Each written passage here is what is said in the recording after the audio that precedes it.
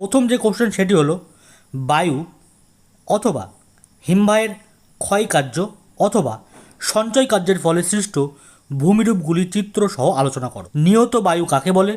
চিত্রসহ যে কোনো দুটি নিয়ত বায়ুর পরিচয় দাও। চিত্রের সাহায্যে যে কোনো দুটি বায়ুর চাপ বলয়ের উৎপত্তির কারণ বর্ণনা করো।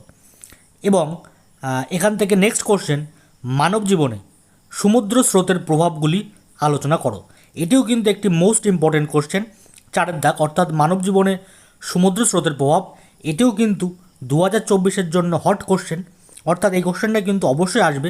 এখান থেকে লাস্ট যে কোশ্চেনটা তোমাদের জন্য রাখা হয়েছে সেটি হলো জোয়ার ভাটা সৃষ্টির কারণ এবং ফলাফল আলোচনা করো। বায়ুচাপের তারতম্যের নিয়ন্ত্রক সমূহ আলোচনা করো। এবং দ্বিতীয়টি, বিশ্ব উষ্ণায়ন কাকে বলে? বিশ্ব উষ্ণায়নের প্রভাবগুলি আলোচনা করো। এবার আসা যাক আঞ্চলিক ভূগোল।